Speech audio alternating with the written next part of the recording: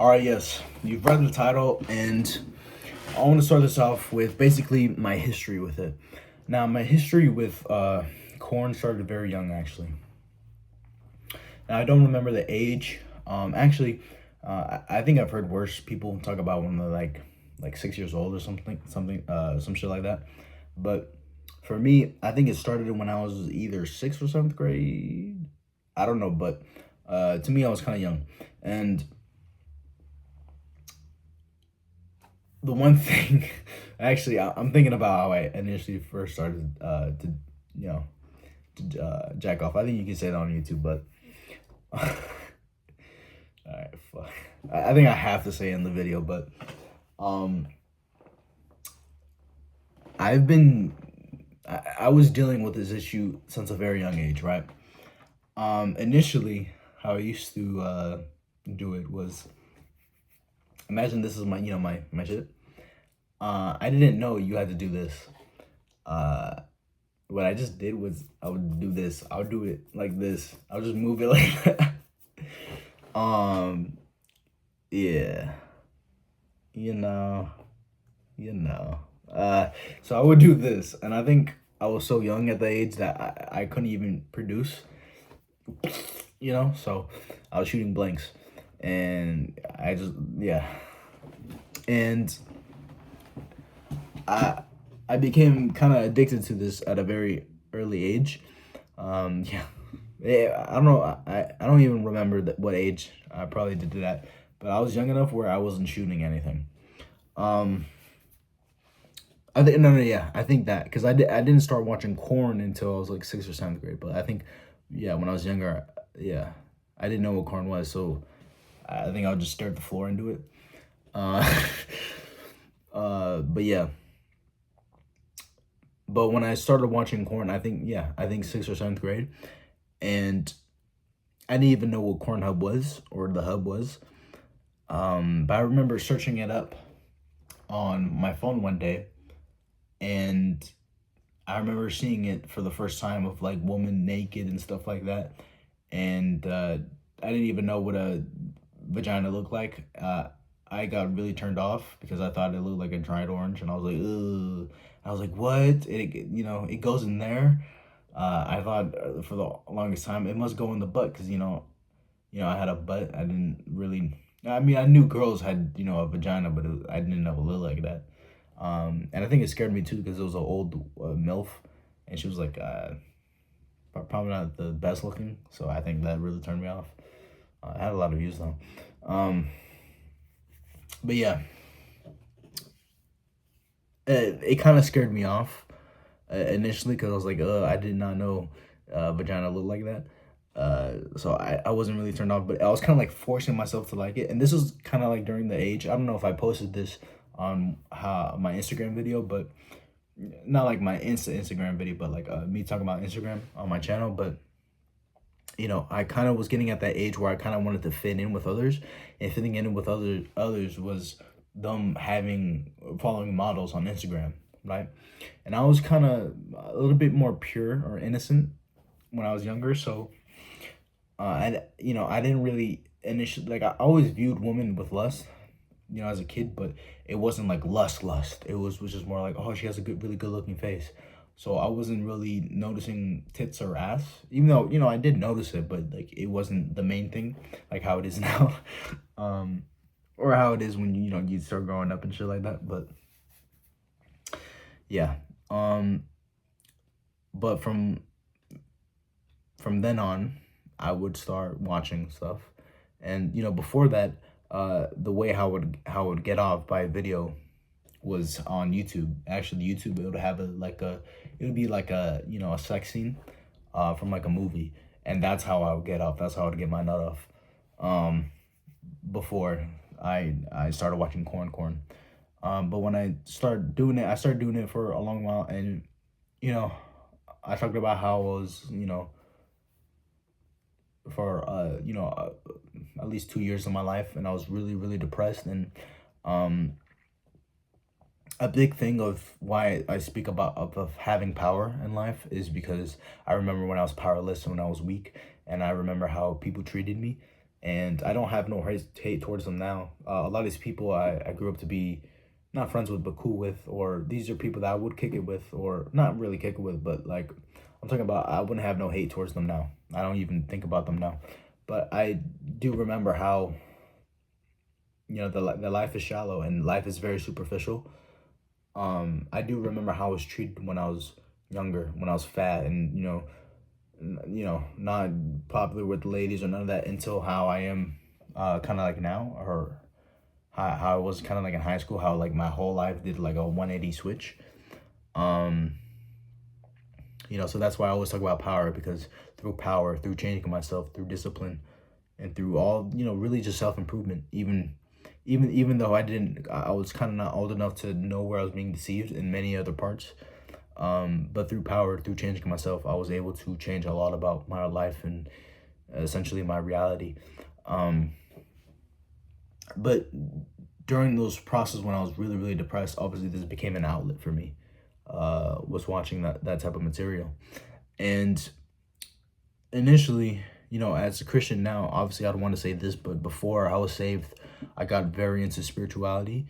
And that's how I know for a fact that a lot of people that are into spirituality, and not through Jesus Christ, but through just more like New Age or stuff like that, I know these are people with a lot of trauma, and people that are seeking a way of control, of having more control over their life, and just looking for something to give them, looking for something just in the wrong places.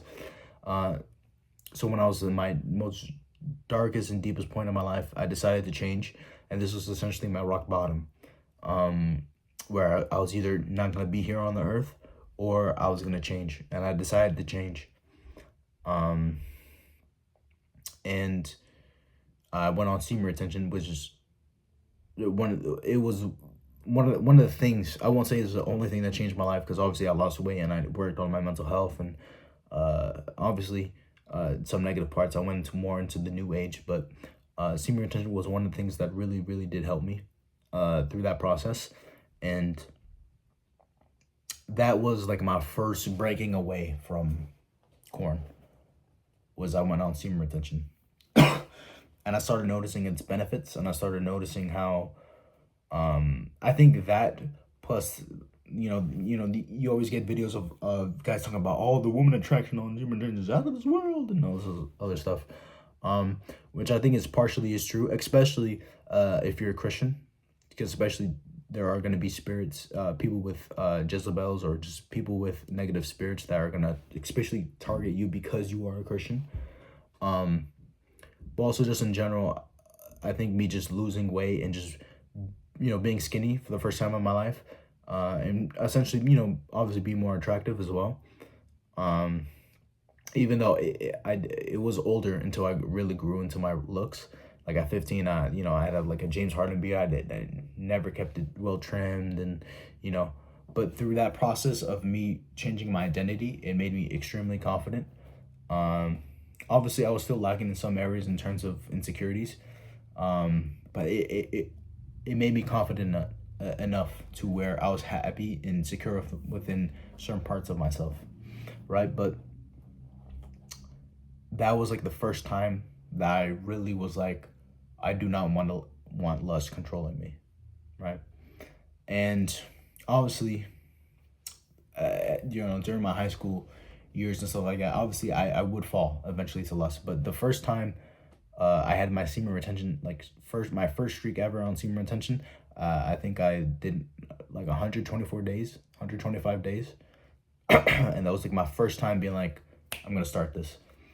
And honestly, through that process, I went really, I advanced spiritually, in the wrong direction. I opened my third eye, meditating, all this other stuff. And I can talk about that in a different part of the videos, different video. But when I actually got saved, and when I actually started believing in the right things, which is Jesus Christ, right? I always had this thing where I would go for like 2 weeks, not doing anything, not watching any corn, but then I would either always fall, I would either, sometimes I would edge, and to be honest, I would edge for hours Like I would edge for 4, maybe 5 hours. And it was because like I was addicted to the feeling of almost, uh, I don't know if you can say it on the internet, but of almost, getting close, right? And I've always had this thing though of not watching porn anymore, because I just knew how lust will control you, and how powerful you are as a man if you could just control lust. Um, but through enough times and enough like trials and errors, I eventually came to a place where I would not do it for longer and longer and longer amount of time. And I want to tell you right now, if you're in that process of where where like if you're in that process where you're in that phase of you'll do good for 1 to 2 weeks, but then you'll eventually fall, or if in the past over the years you've had a really good streaks where you might do it for a month or two, but then something will always fail, or you're in that thing of you'll be on it, but you'll still edge, you'll still do other things, right? I think one of the biggest things to reduce it is obviously number one is cover your eyes. So do not, if you walk outside, and generally do not look at any girl lustfully. And I'm even talking about if you're driving and you see a hot girl, literally cover your eye where you don't literally see her. And I'm gonna tell you right now, girls are so superficial and fake and have big egos that they will notice. So I think I explained in one of my videos, but there will girls just literally off of you not getting some attention will literally fall in love with you, or will be kind of obsessed with you, especially in the gym, which is like where they all get their attention from. But if you literally do this, where if you see a couple girls walking towards you, where you literally like flee from it, where you literally walk another direction or cross the street where you don't have to physically look at her. If you really walk like you try not to get no attention or validation for anybody, these girls will actually do their hardest to get your attention. But that's just one tip, is just literally do everything in your power to not do it, and you will get it spiritually attacked. You will have random ads on YouTube, or random shorts on YouTube that are big booty Latina bitch. And just know that these, demons do not play by the same rules as us. They will control and they will try to manipulate things, but just as they can, to an extent, right? They can't do it 100% because they're not God. But just to finish what I was saying, just like they can, God can do even greater things, right? And for this spiritual issue that you're having, the number one thing is always go to Jesus Christ, right? Not to Allah or any of the fake shit. I'll let her spit on him. But I'm talking more about the real one and true only God, Jesus Christ. But this video, right, I want to let you know that there is free will in the world, and there's going to be people with naturally stronger wills than you are having right now. But what I'm going to give you is a system on how to control this and how to conquer this, right? But the number one thing is always to go to the spiritual source, Jesus Christ, right? So once you go to Jesus Christ and you confess your sins and you are saved, or even if you're already saved, always, if it's a spiritual issue, always go to the spiritual source. So always go to Jesus, right? So do this while also seeking out Jesus and following Jesus and walking and just every part of your life getting closer to the Lord. This will start to go away from you. But let's get now into the more practical tips. So in my philosophy, which is called evolution, I said that there's only 3 ways for people to change: either trauma, chaos, or momentum. So what I did was I created like a pain system, right? Where every time I would edge, whether it's I would relapse from that, or whether I would just edge but I wouldn't relapse, I would go take a cold shower. And I would do this for me, I did it for like 200 seconds, but for you, you can do it as long as you can, or even just take a general full cold shower. But you have to set it up in a way where it's punishment, right? So it can't be something where, oh, if you just get the urge, go cold shower. because chances are, if you're having a really like a big urge, you're gonna do everything else. Like if people are gonna do what they're gonna do, okay, you have to understand that we are sinners. So it's like if you're having an urge, chances are you don't have the willpower to just do it. If you do, and if you know you can fight it, do it. Fight in this world. You have to fight these urges, man. But if you're some, and this is the hard thing, is because me telling you this is gonna be like, oh, this, oh, that's my excuse. You can't fight it all the time. But there's gonna be chance, like you do have to build this willpower. Like you have to understand this issue that you're having. Eventually you are gonna have to stop, right? Because people who watch these type of videos of how to conquer lust, they're looking for a solution, a magic pill. And the thing is, there is no solution or magic pill, right? You have to go to Jesus Christ, but obviously that is the solution, the magic pill, right? If you really do pray, there is a chance that the Lord will take it completely away from you. But there's a lot of you guys that are gonna willfully go into sin, and there's gonna be a lot of you guys where it's like God is like, oh, you're not really doing your part, right? You're telling me to help you, which He can, and He loves you, so He will do. Well, let me not force Him. Well, okay. Right, but it's just because you pray to Lord, it's not always He's gonna, He's not your, He's not your butler. It's the best way to put it. You can ask for forgiveness and grace, and you can ask for Him to do it, but maybe He wants you to suffer a little bit. Maybe He wants you to deal with it, right? The Lord would treat people differently, right? What I would do, right, is every time I do this, I'll go take a 200 second cold shower where it's freezing cold, and I hated it, and I had to force myself and to do it, right? So what I'm telling you right now is have a punishment system where you can literally kill yourself with cardio. You can literally do the cold shower method. You have to have a system in place where if you do this, you will do this action, right? And by doing this, you're gonna associate this action with another negative action where it's like, oh, do I really want to have a 200 cold shower, or do I really want to do 4 or 5 hours of running, right? But you have to have a pain system, right? Now, other than having the pain system, it's going to be the general other bullshit advice. Well, not bullshit, but the general advice that you see in these other videos of literally distracting yourself. Literally, you should have a routine where it's literally forced for you to be so busy that you can't do it, okay?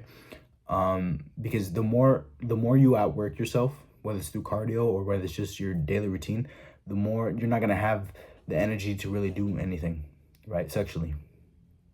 All right, and then one of the most important tips is having a new day mentality. If you was to edge, or if you were to relapse the other day, you literally have to wake up like it's a new day, like that never happened, and just keep living with it. If you keep it in your fucking head, it's gonna stay in your fucking head, and it's gonna cause you to do it more, right? And you have to understand, the more that you forget about it, which is that's the secret. You have to forget you're doing it. If you keep it in your mind that you're doing it, it's gonna cause so much tension, and you're gonna do it. You have to literally forget you're doing it, right? That's why, for me, I don't even know how many days I'm on it, but I know it has to be at least 3 months, because why? That's why a lot of people on the semen retention side of YouTube, they'll say don't count the days, is because a lot of these people who get to this point, they really realize that they've literally forgotten how many days are on it because they don't keep it in their mind. It's just a back thing. And I'm gonna tell you right now, you may not believe me right now, but there's gonna be a point where you're gonna be tempted, and it's like you're seeing temptation far away. It's like you can literally see the temptation, not like it's the fucking demon, like the demon of lust, like you can literally see him. But I'm just saying is that it's like this. You can see lust as like a tree that's far away from your window, and you can see it, and it's like, oh, it's there. And then you can just let it pass. I'm telling you right now, there's no magic pill. This spiritual shit get really real. It's gonna feel like it's literally gonna get to a point where maybe I'm not explaining it well, but it's like you can see lust, where it's like, oh, it's coming, and then you let it go. Where it's not, the more and more days you get, the more and more time passes that where you're holding your nut. It's literally gonna come a point where like the lust is not really gonna hit you, right? The only thing though is that if you do, the longer and longer you do it for, if you do give into lust where you start edging, it's gonna be 10 times more, right? Because it's like you haven't done it. Where like literally you can stare at a picture of tits and it's gonna get you ready, right? But the more and more you hold on is the more you can observe lust, if you get what I mean, right? And anybody who's done this for a long time, type in the comments that I'm not bullshitting. Like it's gonna be to a point where you can literally observe lust from afar, and you can choose to not act. So what I'm saying all this is that if you are like 2 months in and you do fall into lust, it's 70% of the time it's a willful decision. I'm telling you right now, there's gonna be a point where you're gonna forget about lust, and it's gonna feel like so foreign. It's gonna feel like you watching corn for the first time. It's gonna feel so foreign. I'm literally telling you, it's gonna get to a point like that. That's why this whole social media and everywhere it's so sexualized, because lust, you're not actually that lustful that you think you are, but it's trained to program into you. So another thing that I want to talk about is that for these if you have a specific day or a specific goal, you need to take that off, because you are not doing this for a goal. You're doing this for a lifestyle. Fitness, right? Let's say in the aspect of fitness is a lifestyle. The people that stay fit make it a lifestyle. The people that stay on their diet make it a lifestyle. So you cannot have a goal. This is not a goal. This is not a destination. This is a lifestyle, right? Because if you only put 50% into it with a goal, right? If you only put 50% of your focus into it as like a goal, you're gonna fail. If you want to try this again, get out the mindset of a goal, 100 days, no, right? But use this psychology though, that you can search up online, but they've done experiments, they've done studies where if you write down your goals, right, you have a more chance of succeeding it. Now, is it just because you write down your goal? No, but it's because the commitment act. There's like I forgot the specific study or the specific thing they call it, but the more time that you do something with, the more commitment you put into something, the more likely you are to stick to it, right? That's why I'm gonna be honest. There have been times in this process where I have edged. I'm a sinner, right? But there's always this point where even if I do edge for like hours and hours and hours, which I'm gonna be honest, it's like give me the bug, nigga. I do it sometimes. Where I do edge, I never ever go to a point where I'm like, oh, I'm about to just do it. No, why? Because I want to stay committed. It's literally this like psychology hack, or I don't know if it's psychology. Yeah, it is psychology, right? But the more committed you are to something, the more times it's kind of like that thing of like, if you're watching a movie, you're not gonna stop halfway, right? If you're already watching a movie and you already know there's 10 minutes left, you're gonna be like, oh, might as well stay here. It's usually use that psychology hack, right? So what I kind of do now is that initially, right, when I would have these times where I would edge, right, with the pain system that I did with the cold showers, what I did is that eventually now I do this thing where I do always 50 seconds of cold showers every time I wake up in the morning, or every time I go shower. And that creates a thing of commitment act of, oh, because I've already been doing this, because I associated this habit, now it's part of my unconscious day where I instinctively know, where I don't even have to prep myself anymore of taking a cold shower, because now I just do it instinctively, right? So this is what we're trying to change here, is identity, and we're trying to change our unconscious behavior to where you don't watch porn, because it's not you. It's not your identity. It's not your unconscious behavior. It's not what you do, right? So use that. You have to understand that the more days you do, the more you're committed to this, the more likely you're gonna follow through with it, right? But then obviously, right, the most biggest thing that I can tell you guys is obviously go to Jesus Christ. Go to our Lord and Savior. This is a spiritual issue that can only have a spiritual solution through the Lord, right? But I'm just telling you tips and tricks of what you can do to help you, right? If you change your environment, right, likely it'll change you, right? But this has been Los. Catch you in the next one.